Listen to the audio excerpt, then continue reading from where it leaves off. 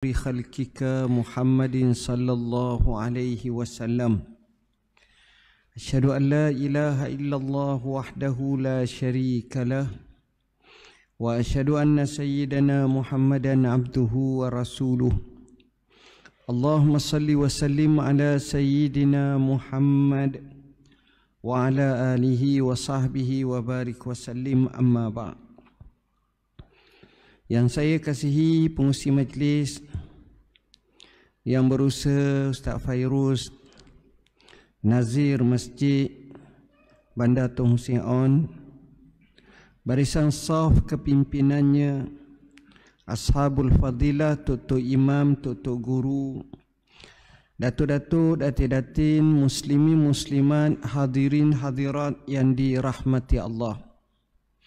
Kita rafakkan setinggi kesyukuran kepada Allah kerana dengan izinnya kita dapat menghadirkan diri ke masjid, mewakafkan sejuzuk masa kita untuk kita harapkan termasuk dalam mizan hasanat kita pada hari yang dinyatakan Allah, yauma la yanfa'u malun wala banun illa man atallaha biqalbin salim. Hari yang tak mungkin memberi manfaat oleh harta benda dan anak pinak, hanya yang datang menghadap Allah dengan hati yang sejahtera. Hadirin hadirat, muslimin muslimat yang dirahmati Allah, tajuk yang saya pilih untuk kita bincangkan pada malam ni adalah pintu-pintu kebaikan. Kami mengambil hadis daripada Imam Nawawi rahimahullah, daripada kitabnya yang masyhur Matan Arba'in Nawawiyah, di mana Muaz ibn Jabal radhiyallahu an katanya pernah bertanya kepada Rasulullah sallallahu alaihi wasallam, ya Rasulullah, ceritakan kepadaku satu amalan yang akan memasukkanku ke dalam syurga dan menjauhkanku daripada neraka. Pertama sekali tuan-tuan, sahabat ini bila kita baca kebanyakan dalam kehidupan mereka, kalau ada masa, ada peluang untuk bersama Nabi, ghalibnya pertanyaan dia berhubung dengan akhirat, berhubung dengan cara nak masuk syurga, berhubung dengan cara untuk jauhkan daripada neraka. Ini sahabat.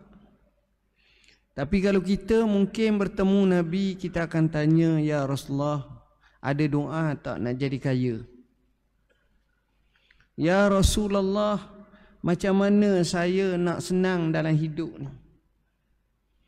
Tapi sahabat-sahabat kita tengok cara apa mana dia tanya yang menyebabkan dia dapat masuk syurga dan jauhkan daripada neraka.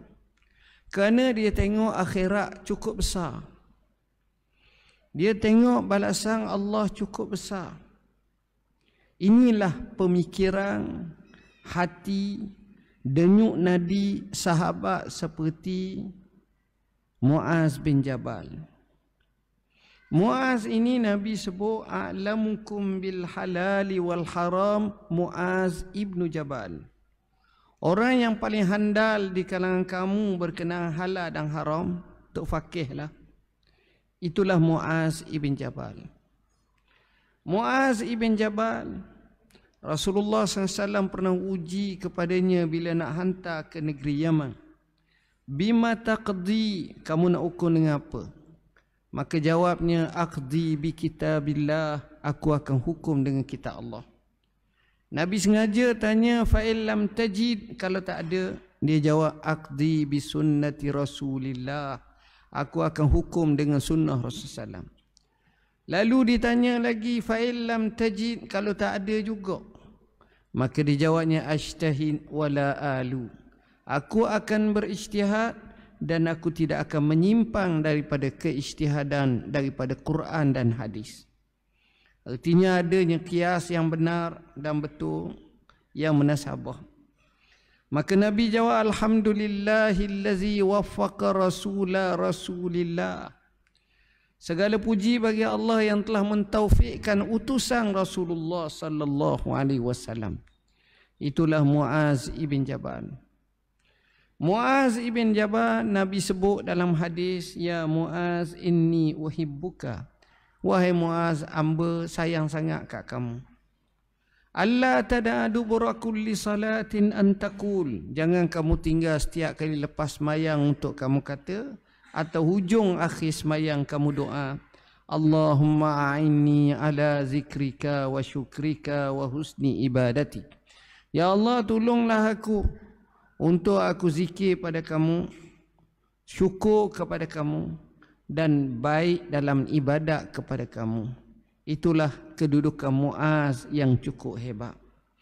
Makanya dengan kefakihan, kebijaksanaan, yakin apa yang Rasulullah sallallahu alaihi wasallam lantiknya, maka kita tengok nilainya cukup besar. Bila dia tanya kepada Rasulullah sallallahu alaihi wasallam, dia tanya, apakah amalan yang menyebabkan layak untukku masuk syurga, mudah bagiku masuk syurga, saat yang sama menjarakkan daripada api neraka Allah. Rasulullah sallallahu alaihi wasallam bila dengar soalan macam ini, Rasulullah beri kredit, Rasulullah bagi kedudukan, Rasulullah bagi pujian, sebab soalan yang baik datang daripada jiwa yang baik. Bila kita buka soalan tu, orang akan tahu apa bentuk pemikiran dalam kepala kita, dalam hati kita, dalam dada kita. Makanya Rasulullah sallallahu alaihi wasallam jawab, laqad sa'altan azim. Sesungguhnya kamu tanya perkara yang cukup besar. Soalan ini soalan yang baik. Soalan ini soalan yang ada nilai. Soalan ini soalan yang ada komisen. Soalan ini soalan yang mempunyai kehebatan. Dan Nabi bagi tahu, wa innahu la yasirun ala man yassarahu Allahu alaihi. Soalan ini sebenarnya untuk jawab dan untuk lakukan, dia adalah mudah bagi siapa yang Allah mudahkannya.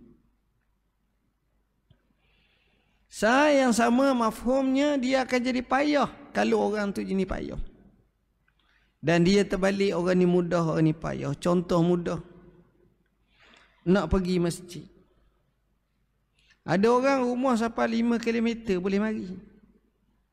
Tapi ada orang rumah tu 200 meter tak boleh mari. Kenapa hak jauh ni boleh mari? Allah mudah pada dia. Kenapa hak dekat ni payah? Jadi payah. Jadi tak pelik ada orang tu mudah, ada orang tu payah. Rasulullah sallallahu alaihi wasallam sebut, nak masuk syurga, nak jarakkan daripada neraka, ta'budullaha la tusyriku bihi syai'a. Kamu ibadat kepada Allah, jangan syirik kepadanya. Ini perkara penting. Ibadat kepada Allah, yakni mentahqiqkan ubudiyah kita kepada Allah. Jangan syirik dengan Allah. Ini perkara utama. Cuma kadang-kadang bila kita sebut bab syirik, kita merasa enteng.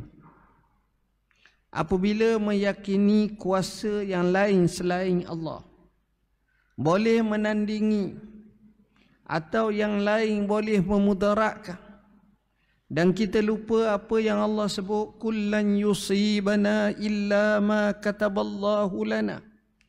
Katakanlah tak kena pada kita kecuali apa yang Allah tentukan. Maka di sini pentingnya ibadat yang sebenar-benar, yang perlu diisi dengan keikhlasan. Wa ma umiru illa liya'budullaha mukhlishina lahuddin. Dan mereka tidak diperintahkan kecuali untuk ibadat kepada Allah dalam hal keadaan mengikhlaskan baginya terhadap agama Allah ini. Antara yang Nabi sebut, wa tuqimus salah wa tu'tiz zakah wa tasumu ramadan wa tahujjul bait. Kamu kena laksanakan salat, tunaikan zakat, puasa Ramadan, laksanakan haji sekali seumur hidup bagi siapa yang mampu. Yakni dalam bahasa yang mudah, kalau kamu nak masuk syurga Allah dan kamu nak jarakkan daripada neraka Allah, maka laksanakanlah rukun Islam yang 5.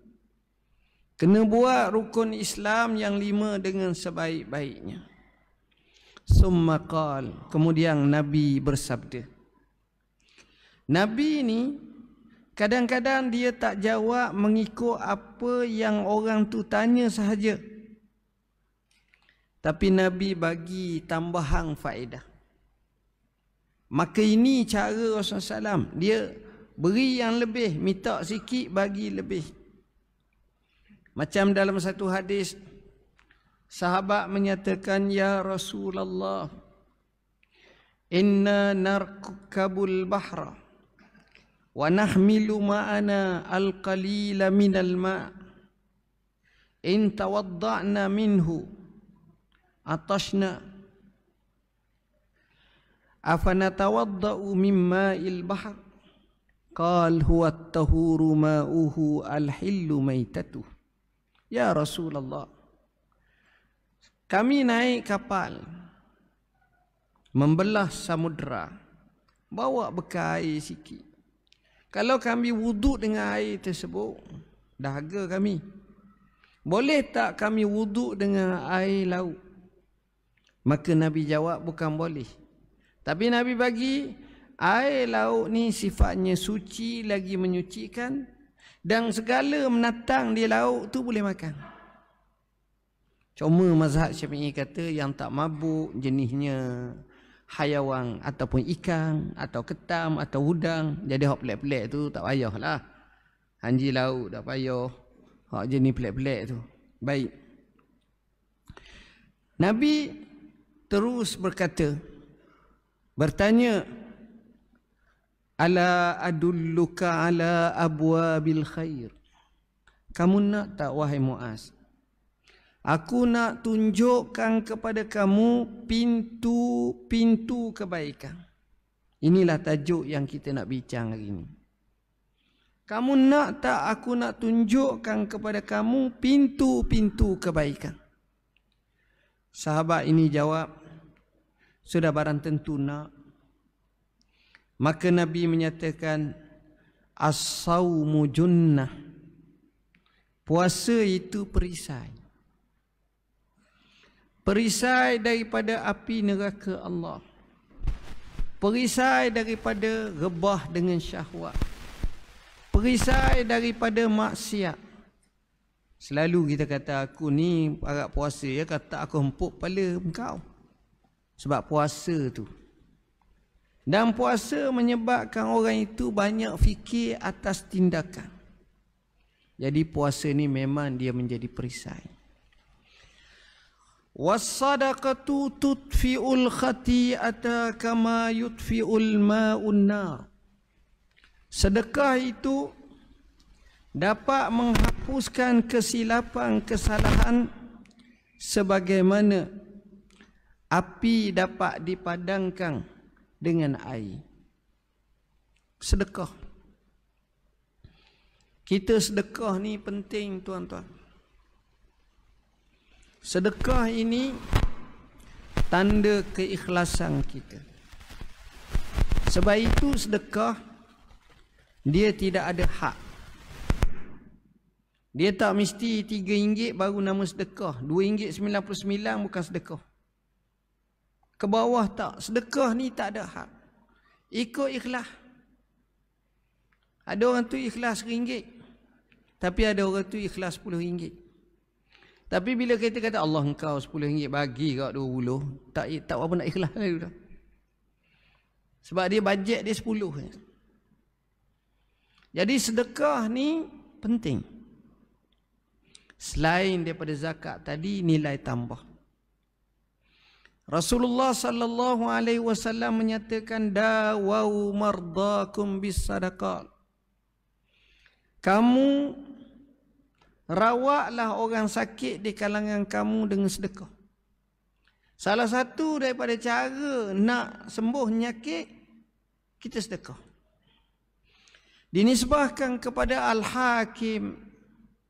Al-Hakim ini salah seorang ulama hadis. Pengarang kitab Al-Mustadrak. Dia pernah sakit muka, teruk kena. Dia baca hadis, bagaimana cara rawatnya adalah dengan sedekah. Dia pergi beli payang air, letak air, orang lain boleh minum air sabin. Kemudian mukanya jadi bersih, sembuh lebih baik daripada sebelum daripada itu. Ini dengan sedekah. Allah boleh tunjuk sedekah. Dan sedekah ni menyelamatkan daripada api neraka. Kata Nabi sallallahu alaihi wasallam, ittaqun nar walau bisyikki tamrah. Kamu takutlah api neraka walaupun dengan cara kamu sedekah secubit buah khema. Apa mana secubit buah khema? Kita ada sebiji khema. Tiba-tiba ada orang nak minta 2 orang ataupun 3 orang. Kita kata ginilah, moga ada sebijinya. Kita cekoh buah khema tu, mung aku bagi sikit, mung aku bagi sikit, aku ambil. Sekecil itu pun sedekah dapat menyelamatkan daripada api neraka. Sedekah ini tak pasal-pasal. Kita akan meraih doa para malaikat. Allah taklifkan malaikat, salah satunya kerjanya doa kepada pengsedekah dan kepada orang kedeku. Dua-dua dapat doa. Doa kepada orang yang sedekah setiap pagi, malaikat setiap petang akan sebut, Allahumma ati munfiqan khalafa wa ati mumsikan talafa. Ya Allah, berilah kepada orang yang bersedekah ni gantian, dan berilah kepada orang kedeku ni kehilangan. Tengok, luar biasa Allah bagi berkenaan dengan sedekah. Bagaimana sedekah ini, apa-apa kejahatan yang akan berlaku kemungkinan disisihkan dengan sebab sedekah. Sabda Rasulullah sallallahu alaihi wasallam, Sana'iul ma'ruf taqi masari'as su. Pelakuan-pelakuan kebaikan termasuklah sedekah. Dia dapat menghilangkan, dia dapat menghindarkan daripada tempat-tempat ataupun keadaan yang tak baik pada seorang tu. Bahkan yang hebat lagi, sedekah menyebabkan Allah selamatkan seseorang. Mengikut apa yang dinukilkan daripada Al-Imam Syaukani dalam kitabnya Al-Badrut Talib, mengisahkan cerita di Yaman. Ada seorang kaya, kerjanya dia tanam kebun besar, ladang.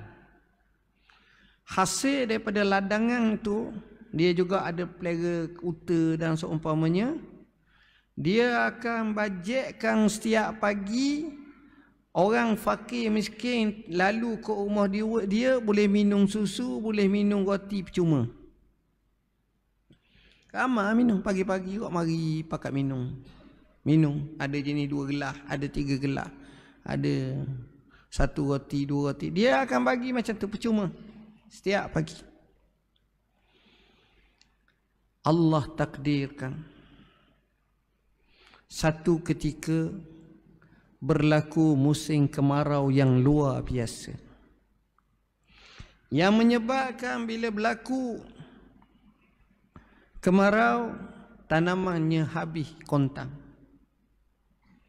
Dia pakat dengan pekerja-pekerjanya cari sumber air. Telaga yang dikatakan telaga cari, dia pun cari, dia pakat gali dalam sungguh. Akhir sekali bila dah dalam sangat ni, tiba-tiba kata pekerja dia, nampak ada riak air nampak nak keluar. Dia suka sangat, dia pergi turun ke bawah seorang-seorang dia cangkul. Bila cangkul air tu terpancuk, dia pun tergelang dalam tu.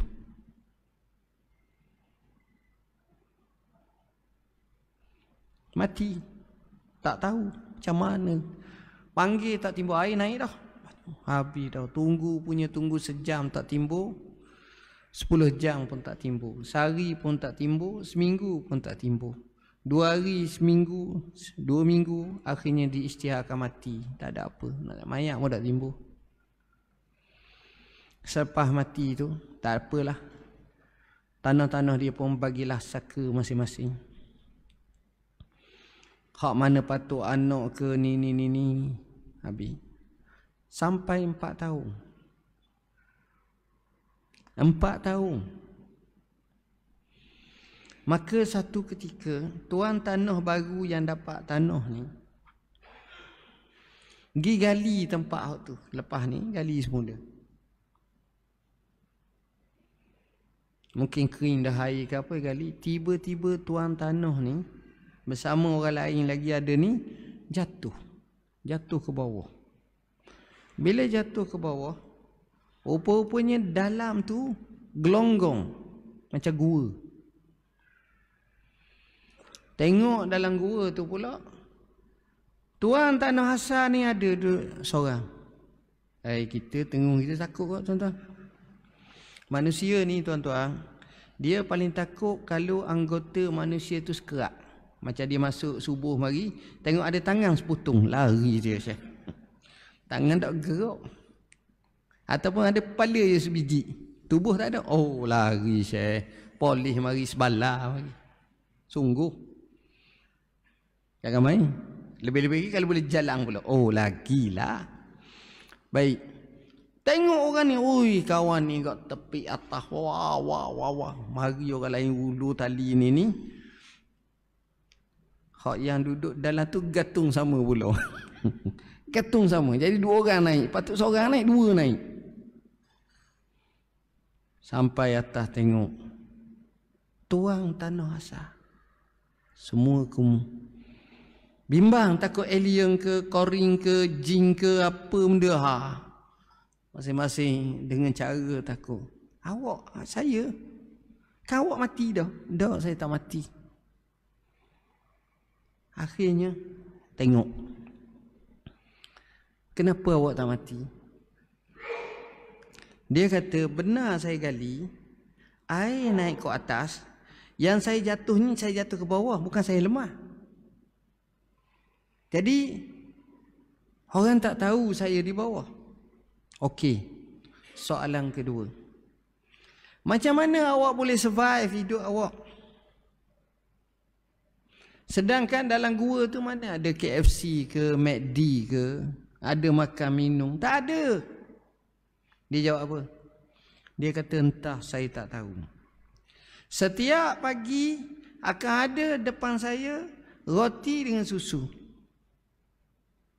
Sebagaimana dia buat baik atas muka bumi tu, tolong orang, maka Allah tolong dia. Ini dipanggil dalam bahasa ni ma'unah ataupun karamah. Bagi Allah boleh bagi, sebab dia sedekah, sebab dia buat baik. Jadi kita kalau nak bina masjid, nak bina surau, nak bina keperluan di masjid, apa ni, sedekah, tak ada masalah. Dan itu juga akan menjadi pahala kita pada hari akhirat kelak, sedekah jariah kita. Sepatut kita boleh buat macam itu. Rasulullah sallallahu alaihi wasallam tambah lagi dengan menyatakan, wasalatur rajuli fi jawfil lail, semayang seorang lelaki di tengah malam.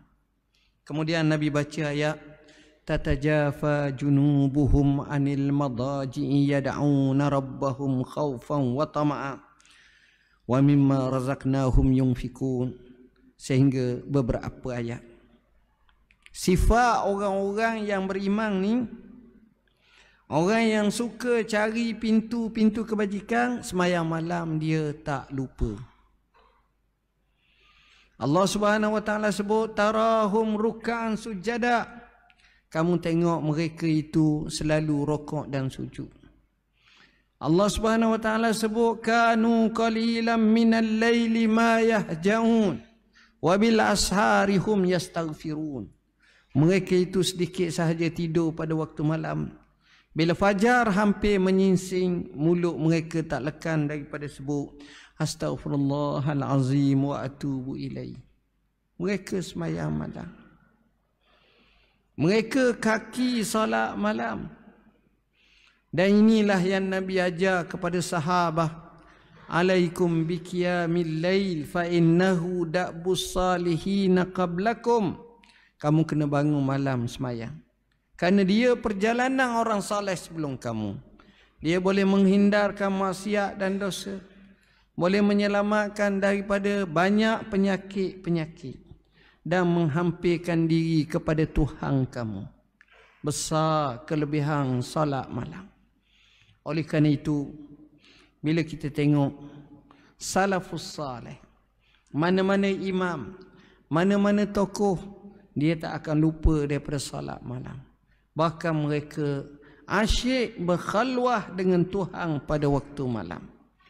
Ada di kalangan mereka kata, aku hidup atas muka bumi ini kerana dua sebabnya.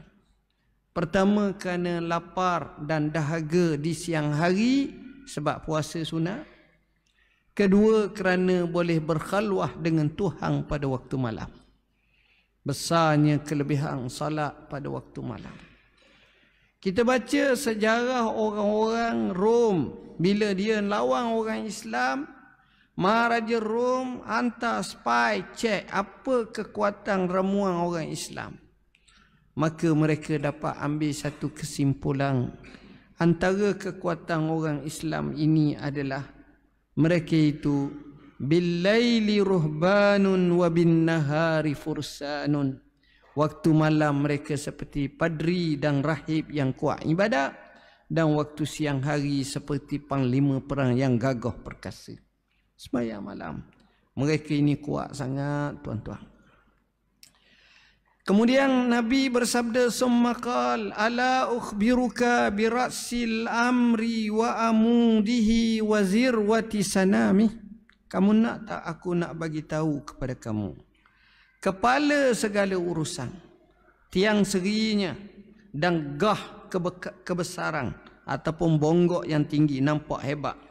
Kalau tengok lembu jatang, hak paling hebat sekali bila ada bonggu atas tu. Nampak, oh jatang tu ni. Nampak gah. Maka kata Muaz, qultu bala ya Rasulullah. Aku kata ya Rasulullah. Qal ra'sul amril Islam. Segala urusan ni kepalanya Islam. Maknanya nak buat baik ke kena masuk Islam dulu, baru dipahlakan Tuhan. Wa amuduhu, dan tiang serinya salat, as-salah, kena semayang. Sebaik mana manusia kalau tak semayang tak baik. Nak pinang anak orang, semayang tak. Orang nak pinang anak kita, di semayang tak. Pemimpin yang baik, semayang tak. Majikan yang baik, semayang tak. Pekerja yang baik, semayang. Allah sebut allazina immakkannahum fil ard aqamus salah. Mereka yang kami tamkinkan, tetapkan di muka bumi, perangainya kaki semayang, diri semayang. Ini yang berlaku dalam sejarah. Rasulullah SAW bila pensang daripada derita sakit akhir, sedar semayang tanya. Sayyidina Umar ibn Al-Khattab bila sedar daripada liang